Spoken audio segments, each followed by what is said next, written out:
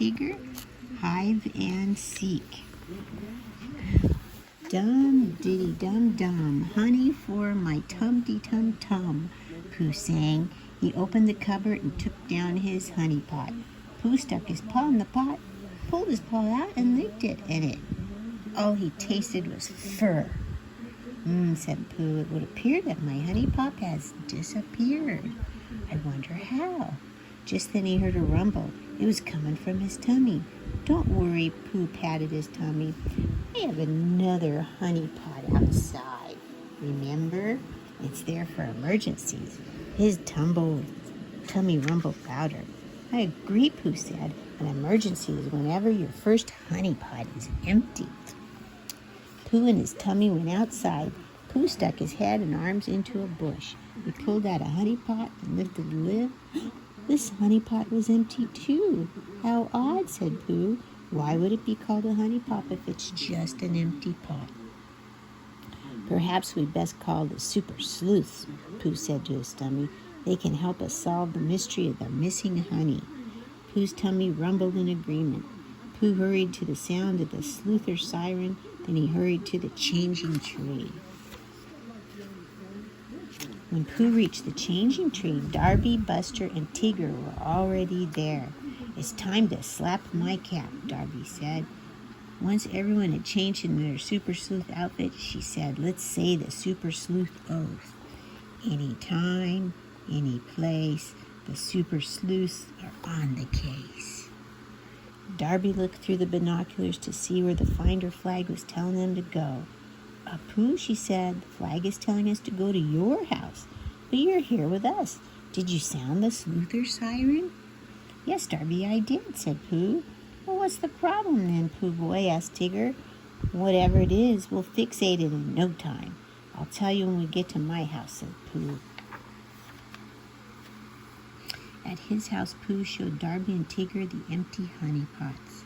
My tummy and I thought the super sleuths would be able to help us figure out where my honey had gotten to. Don't you worry, Pooh boy, said Tigger. We'll find that missing honey. Darby thought for a minute. I think it's very odd that the honey pots are here, but the honey is gone. It's a sure sign of a honey snatching snatcher, if you ask me, said Tigger. If he snatched the honey pot along with the honey, it would have been very heavy. Tigger, I'm not sure that makes sense, says Darby. Perhaps someone really needed the honey, said Pooh. That could be, said Darby, but why didn't they ask you for it? Or at least leave a note. Perhaps they were in too much of a hurry, said Pooh. Don't you worry, Pooh boy. We'll find the missing honey if we have to turn the 100-acre wood upside down, said Tigger. While Pooh ran back to the changing tree to get his super sleuth outfit, Darby had a good think. I think I know what happened to the honey, Darby whispered to Buster, but I'm not completely sure. Buster yapped and licked Darby's face. The super sleuth saw Piglet sitting outside his house at a table, and it looked as if a huge jar of honey was on the table. Tigger rushed to the piglet. You should be ashamed, stealing honey from your best friend, Pooh. What are you talking about, Tigger?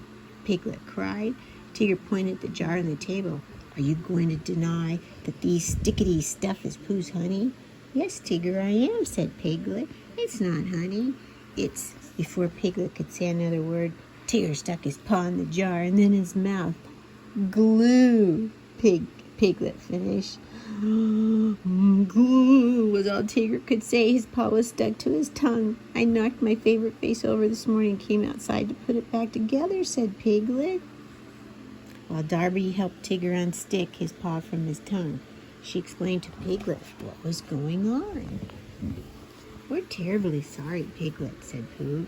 That's all right, Pooh, said Piglet. I hope you find your missing honey. Pooh, next time you're doing the tasting, Tigger said. Then they saw Roo and Lumpy tugging on something sticky and golden. Stop, cried Tigger. Hand over Pooh's honey. This isn't Pooh's honey, said Roo. Mama's teaching us to make caramels. Tigger to Lumpy and Roo. Whoopsie, he said. Guess I got carried away again. That's all right, Tigger, said Lumpy. We understood. Darby was about to tell Tigger what she thought happened to the missing honey, but just then a bee buzzed in front of them. Said Pooh. It's been my experience that where there are bees, there's honey. I'm gonna jump in the shower. Okay. Maybe we can follow this bee and she'll lead us to my honey. That's a splendoriferous idea, Pooh boy, said Tigger. He waved his arms at the bee. Okay, you get buzzifying. How odd, said Pooh. Usually the bee is following me. The super sleuth followed the bee to a large patch of wildflowers. They watched her go from one bright flower to the next. Pooh stepped to the flowers. Perhaps there's honey inside the flowers, he said. He bit a blue flower off its stem and started to chew. That taste is terrible, he said, but I don't detect any honey. Where do you think the honey went, Enzo? Who took it, do you think? I bet Pooh ate it. Darby and the others looked around. There were a lot of bees going from flower to flower. Looks like all these little struggedy fuzzballs are looking for honey too, said Tigger. Maybe you're not the only one missing your honey, Pooh boy. Let's take a closer look and see what the bees are doing, said Darby. She pulled out her magnifying glass. The super sleuth looked through it the next time a bee landed on the flower. Well, will you look at there, said Tigger. The little beezus is thirsty. She's getting a drinkity from the flower. They looked closely at other bees on flowers. They were all doing the same thing. None of them were looking for honey. The bees are sucking up the flower's liquids with their tongues. Who knew the flowers could squench a bee's thirst? I'm not sure that's what they're drinking, said Darby. Each bee is drinking more liquid than seems necessary just to quench a thirst.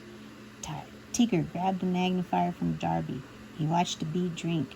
You could be right, Darby, he said. Anyway, there's not a drop of honey here. One by one, the bees left the patch of wildflowers. Darby and the others followed them. Look, said Pooh, they're going to the beehive. And if there's one thing I know, beehives have honey. The bees all were inside the hive. Darby, said Pooh, if I might wonder, how does the honey get in the hive in the first place? The bees didn't bring any back with them. That's really interesting question, Pooh, said Darby. Let's see if we can figure this out. We followed the bees around for a long time, but they didn't lead us to the honey. In fact, there's no honey anywhere but in the hive. All the bees did was drink a lot from the wildflowers. Then they came back to the hive. What does that mean? That they're full and they need a nap, said Tigger. No, Tigger, said Darby. I think it means the bees are using the liquid they drank to help make honey inside the hive.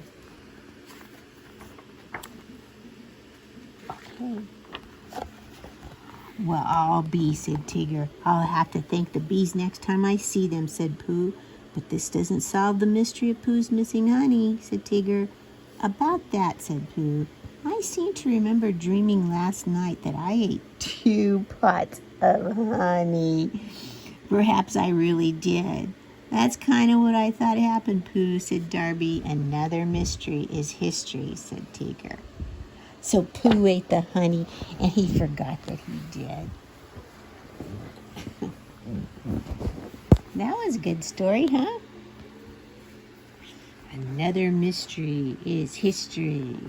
Sad Tigger. Tigger.